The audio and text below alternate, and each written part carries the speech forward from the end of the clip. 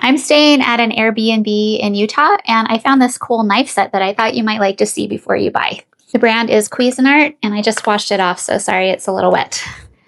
It is missing the kitchen shears, but I can show you the rest of the things that are in it. All right, so here's the steak knives, and there's 1, 2, 3, 4, 5, 6, but one is missing.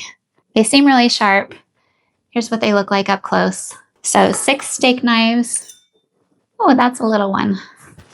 A little paring knife, a long knife. I don't know what it's called. A long knife, a butcher knife. Ooh, that was sharp.